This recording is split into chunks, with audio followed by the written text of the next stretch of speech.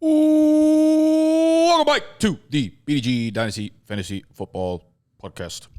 Today, we are going off of yesterday's mock draft. So yesterday, we did a full 4-round rookie mock draft, okay? So we got 9 people from the Discord. If you're not in there, make sure you jump in there. That's where we'll be putting the links to everything. And we're going to continue on through that mock draft, basically talking about what we would do taxi squad-wise, all right? So if y'all are in Dynasty Leagues, you know taxi squads are typically comprised of anywhere from like 2 to 4 players. They're like your farm league, all right? You get to put them on the taxi squad. They don't count against your active roster, and they sit and they marinate for a year or two. If you want to take them off at any point, you can. If not, not. They're kind of just like dart throws at the end of the rookie draft. We redshirting these fools. Exactly. You know? We're redshirting them. We're blue-shirting them. It could be year 3 by the time you take them off the taxi squad. So based on the draft board that we have up on the screen, this is how the draft went yesterday. This was super flex. This was tight end premium. We're going to talk about only guys that were undrafted or went at the back half of the 4th round. So we're trying to give you real, practical, useful advice that might actually happen in your rookie draft, because we don't want to be sitting here and talking about, Bucky Irving's a guy you can get on your taxi squad. It's just not going to happen in real life. Take Michael Penix off your waivers, Chill. I moved him pretty fucking far up. Let's go. Yeah, he's the I think 11 for me right now. Let's go, man. I might even go higher. I might even. Boards. I'm buying in. I'm all in. I'm a great pick by Atlanta. Honestly. We know what we're doing. We've come a long way. We've come a long way in the last 72 hours. Okay, so looking at the board here, I think one of my favorite players that was actually drafted here is Vidal at 4.8. Okay, so we've got this. Yeah, we've got this running back, Kimani Vidal, who goes in the 6th round to the Los Angeles Chargers. Now, he is a kid out of Troy. He is Troy's all-time leading rusher. He is 5'8", 213 pounds. So you're talking about a smaller but like compact runner, right? When you're 5'8", 213, your BMI, it's high. You're not necessarily a small guy. You can play down to your center of gravity, and you can use that size to your advantage. Other fun fact, he is the nephew of Hank Aaron, one of the greatest baseball players of all time. I like that pool. I did not know that fun fact. Yeah, which is kind of cool. Now, this dude destroyed his combine. All right? I was going to say, he's of the guys on there, he athletically checks a lot of the boxes. Yeah. Big time. He's one of those like late round guys that you take this high upside swing on. He's going to LA, who don't have a backfield right now. They have Gus Edwards, who's coming off a big touchdown year, but that's what happens when you run behind Lamar Jackson. And they have J.K. Dobbins, who hasn't really played at all the last 2 years. Whatever's left of him. Whatever's left of J.K. Dobbins is what's going to be competing with Kimani Vidal. So for sure. I think he is one of the easiest taxi squad ads just to see what happens this offseason. Here's the thing with taxi squad players. If you're an NFL draft pick in round 6 or 7, you have probably just as good of a chance of making the actual roster as you do of not making the actual roster. So we want to take swings on guys with high upside. We're not looking for like high floor plays that maybe make the back end of the roster and don't really see any playing time. We want guys like Kimani Vidal who might end up being like that number 2 out of the gate, right? Sure. In an offense that's completely fucking wide open. So he is my first dude that like I am running to the waiver wires to see if I can grab for my taxi squad. Yeah, and if you saw the mock draft video, you know why my heart was broken when he didn't get to me at the 4.11. I agree. One of the running backs that, like, the thing about Kimani Vidal is that he goes to the situation where I think, one, they don't have a running back there that I'm extremely worried about, or that he could definitely work into the rotation day one if he's a good player. Secondly, he has all the athletic traits for the running back, like the speed scores off the charts. Player profile actually comped him to Isaiah Pacheco, which I like also being a late round guy. Interesting. Athletic guy that huge riser once he got the KC landing spot, although at that time people still were very high on CEH. Yeah. So I could see him too. I mean, he's going to Harbaugh, he's going to Greg Roman, so that's going to be like a super run heavy offense that probably needs to feed multiple dudes in order to like make that offense run. I could almost see him, not exactly the same style of player, obviously these guys are way smaller, but in the same way that like Sean Payton handpicks his Jaleel McLaughlin's, or the way that like Keaton Mitchell kind of came out of nowhere for Baltimore last year. Right. I can kind of see Vidal get that like third running back, but could end up like eating chunkier and chunkier bits of the backfield. Constantly getting more and more of the reps. And as he makes more explosive plays, you're like, whoa, Gus Edwards and like a half J.K. Dobbins don't really bring what this kid can bring to the backfield. Facts. And I think that I don't think J.K. Dobbins at this point in his career, like early on, he would run away from everybody. I don't think that's happening anymore. And I think this is where the style play that Kimani Vidal at this point has is he's the upside back in an offense that's going to run the ball a ton. Joe Alt going there as the first pick. Remember, a lot of people wanted the Chargers to take a Malik Neighbors. They didn't do that, signaling they're going to run the ball more. He's definitely, of the names that we're going to talk about today, the biggest priority add if he's on the waiver wire. And yes, I'm with you on the taxi squad. And the one thing about the running back position in particular is I'd probably say I'd give them a shorter leash as far as I'm looking for them to at least start to earn an opportunity. And then the longer that goes on that they're not, I'm okay cutting bait, especially with draft capital like this. Yeah, I kind of feel like that might be the sentiment for like most guys on the taxi squad, to be honest with you. Like if they're not really producing year one, I guess you have a little bit more of a leash for wide receivers. For instance, there's a guy, Tyler Scott, that the Bears drafted last year. And I was a big fan of Tyler Scott coming out. He got 4th round capital. Didn't play much his rookie year. And now I was hoping, like, okay, he can get an expanded role now. Obviously, they bring in Rome. They're bringing Keenan. Like, he's kind of got no hope in that offense at this point. I'm cool letting him rip. I'm cool with most running backs kind of ripping out there as well. So as long as they're probably not a quarterback, I would say, yeah, you could probably recycle them year in, year out. And tight end, I also, if I'm stashing a tight end on my waiver wire, on my taxi squad, I am a little more okay understanding that they may take some time. But running backs, especially, I want to see something early on. It's a lot less often that you have a Zamir White type of path where Zamir White just could not get on the field for forever, and then all of a sudden, as soon as he got that opportunity, year 2, look where he's at now. That's a lot less likely at running back, I think. Yeah, for sure. And going off the tight ends, another guy that I think we kind of overlooked and didn't really talk about much was Theo Johnson. I'm going to be honest, I didn't realize he went like in round 4 of the NFL draft. He was the one tight end I didn't really see. And he's intriguing because he goes to New York, and Darren Waller just retired. So Theo Johnson was, by all metrics, the most athletic tight end in this class from the combine testing. Now, his production was like super, super sterile at Penn State. I don't think he ever went over like 350 receiving yards. That happens to a lot of tight ends. Do they usually work out into the NFL? Not really, but he's a dude who went 4.7 here. So we are still talking about the back half of the 4th round. Going into a spot where like Daniel Bellinger was kind of cool as a rookie. Sure. And I'm sure he'll get the first crack at the starting job. He will. But if Theo can like ball out in summer, which he will because he's so athletic. That's typically what happens when these combine heroes like go to summer camp and they're doing training camp in shorts and stuff. They look really good. Yeah. They can work their way onto the field. He's a dude that I would be cool putting on the taxi squad for 2 years, seeing how he develops, seeing if he takes over a role because he's got a lot of upside just based on like the opportunity and the athleticism that he brings. Good segue, because Theo is exactly who I was thinking of. That I'm going to give him a longer leash on my taxi squad if I do stash him. I think that as far as like the athletic checking of the box, Theo Johnson is one of the highest RAS scores you're going to see. He's big, he's strong, he's fast. I don't know. He's such a good blocker that I definitely could see the scenario being where he doesn't end up earning as much of a target share that we want, even though he's athletic. But I think that he is someone that is a huge add for me at tight end, because if he does get on the field and if he does get the reps, if he does end up getting some of the pass work, like the Giants are going to be bad enough, they're going to have to throw the ball. Yeah. And they're going to have to throw to somebody that's not Malik Neighbors. If Theo Johnson's that guy, I think he's upside worthy in fantasy by far. For sure. I can't imagine not wanting him. Like this tight end class is also so bad, man. You got Brock Bowers, and then it just falls off of a cliff.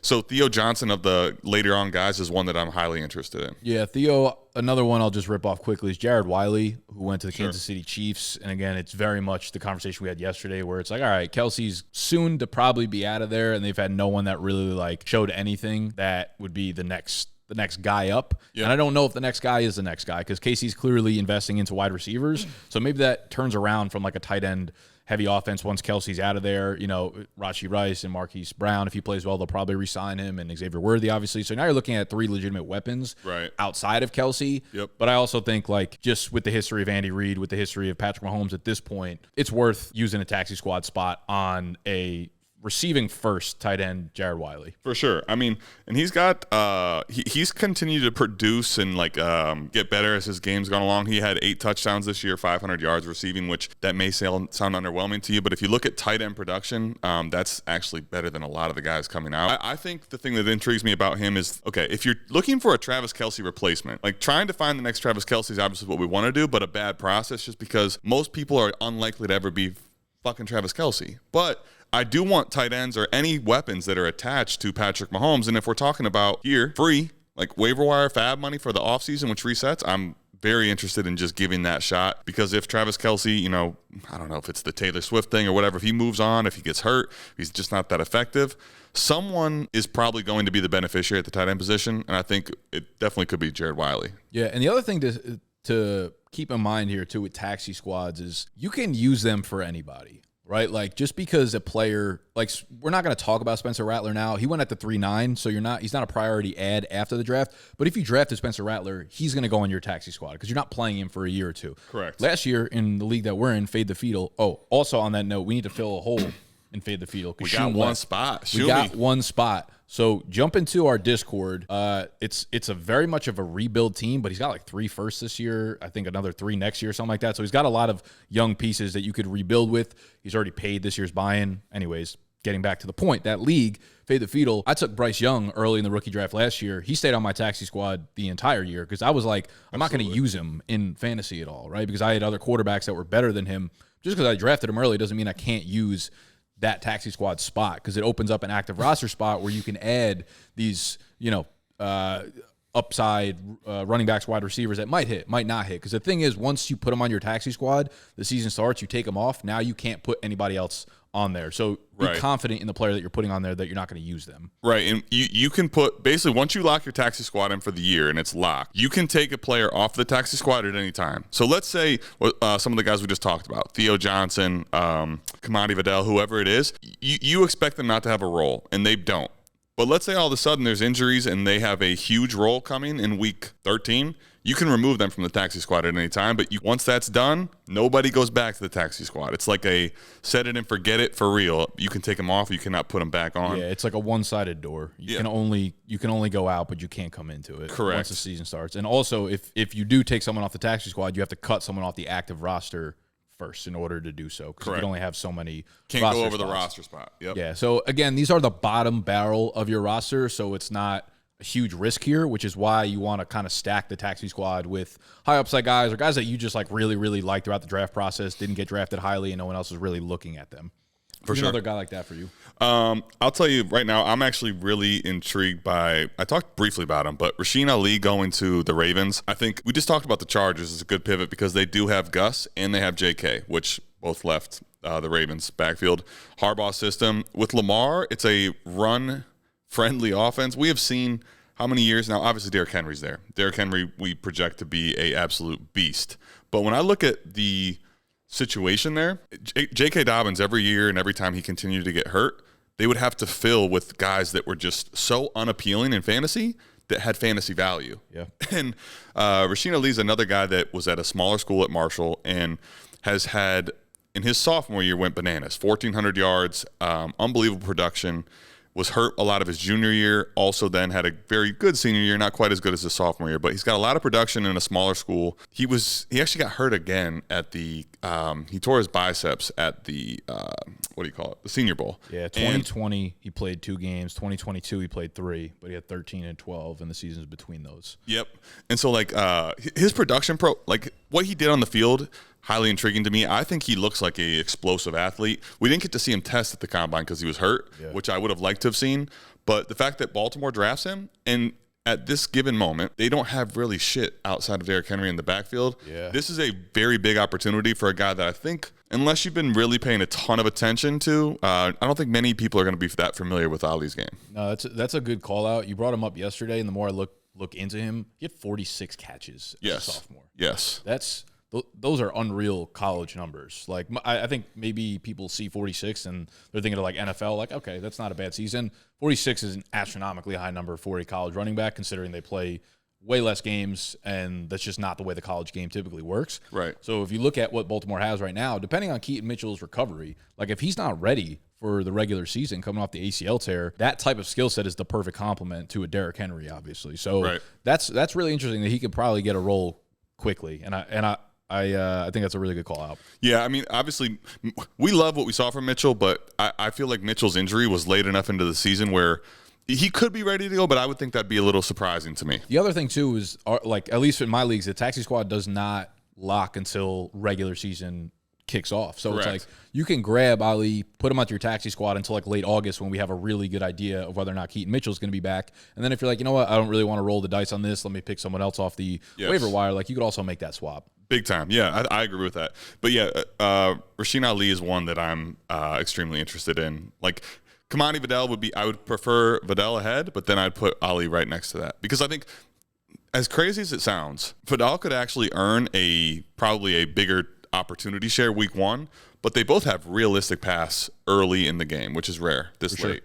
And a dude that I put in my video 2 weeks ago of 5 rookies to let your idiot league mates draft, I'm allowed to talk about him now because nobody drafted him. And I'm not telling you to draft him. I'm telling you to pick him up for your taxi squad.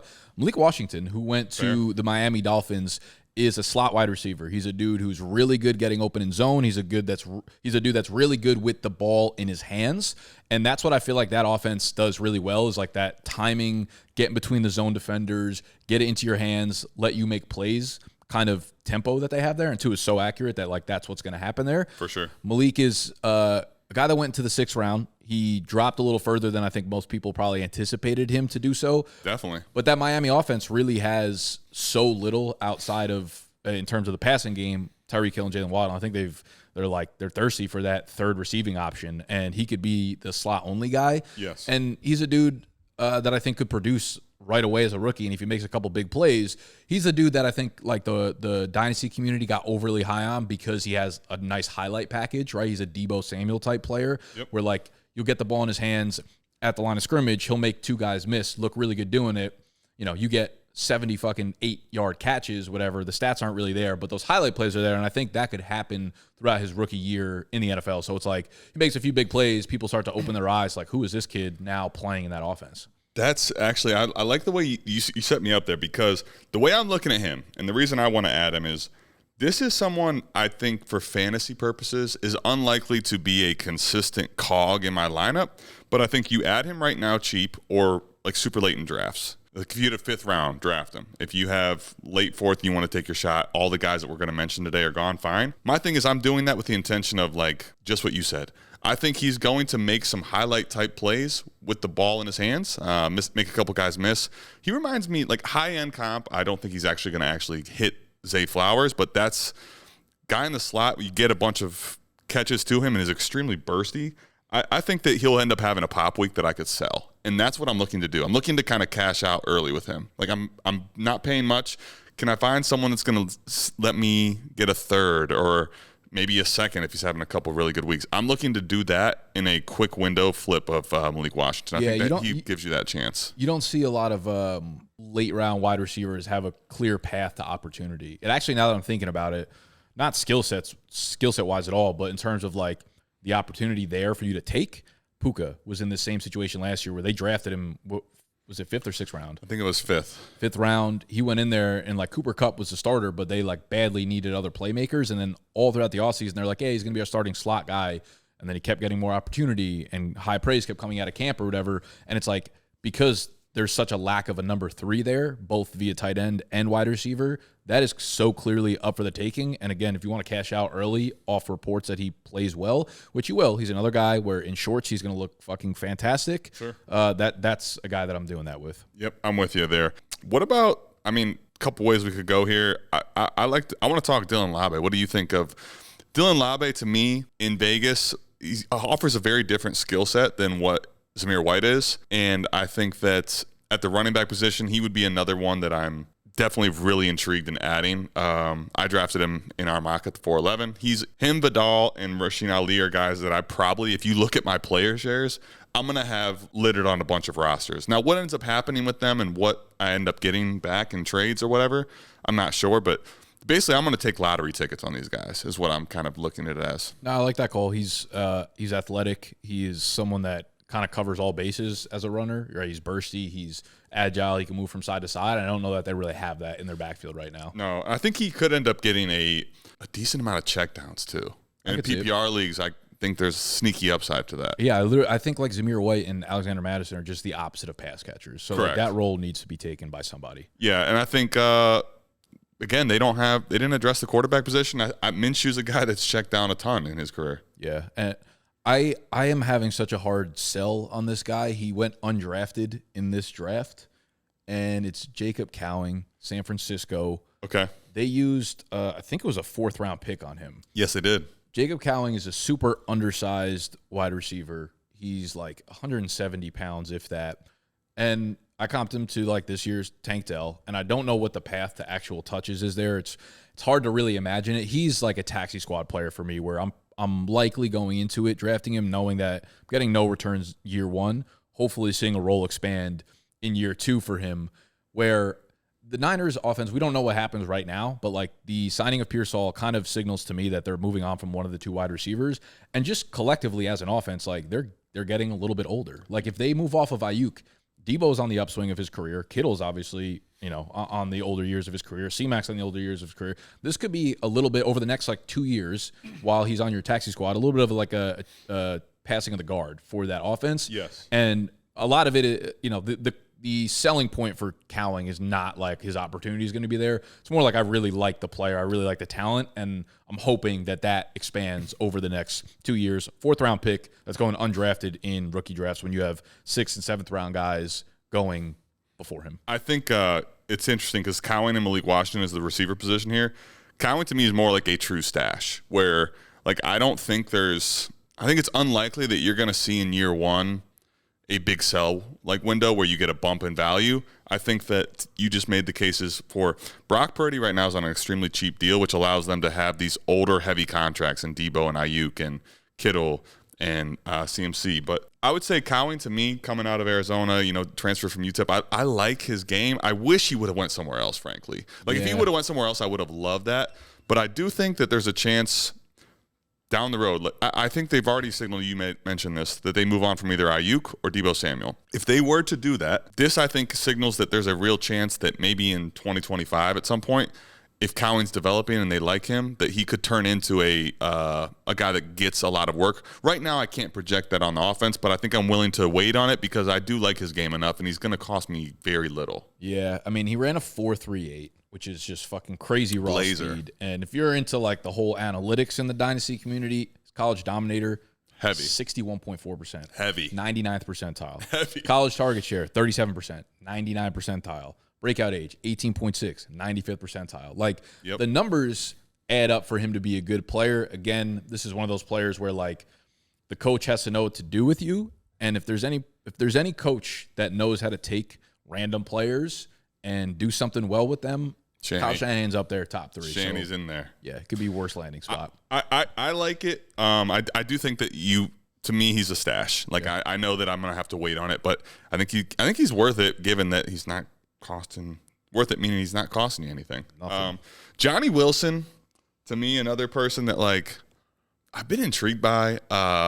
Again, we talk about being on a good offense, but not the biggest path to workload right now.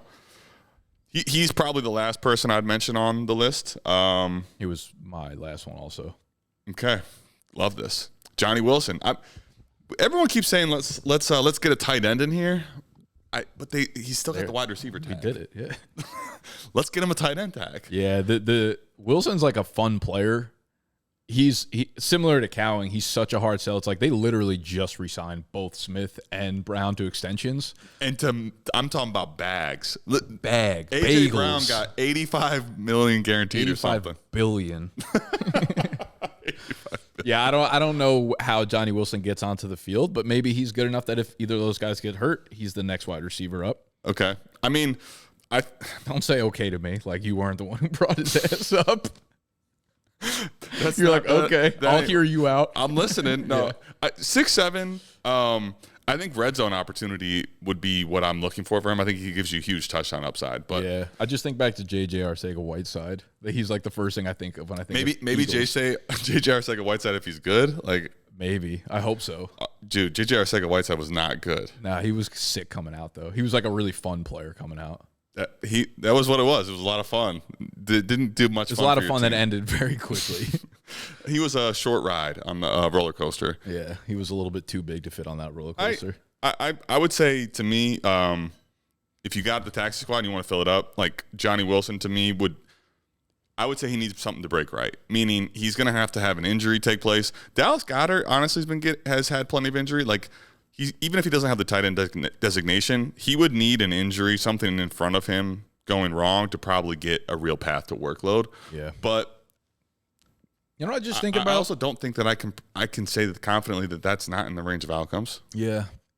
I was just thinking about like one big like a guy like Johnny Wilson. He won't have any real regular season opportunity, but like he's a guy who will get in preseason. And if he makes a couple plays, people are going to like have him as a sleeper for a couple of years. Yep. It's kind of unfortunate. I feel like the NFL's on their way to removing more and more preseason games. Like they're already down to 3. Oh, I read somewhere that they're trying to get down to 2 so that they can expand the regular season more, but I don't think they can actually do that for a long time. But I think they're like moving in that path where they're going to keep going further and further down, where we have less exposure to these players. Yeah, and I think the problem with that is like obviously you don't see any of the players that are locked into roles wanting to take a lot of reps and have a chance to hurt themselves. Obviously, yeah. But it does a disservice to the guys that are. I don't know. Johnny Wilson, I think, is going to make the roster, but. People that are fighting for roster spots and looking to get more opportunities when the real games come around. Yeah. Johnny Wilson, though, I mean, add him if you want to. He's of the list, I guess he'd be way down. We hate his ass, but add him. Put a buck on him. Put a bucker on him.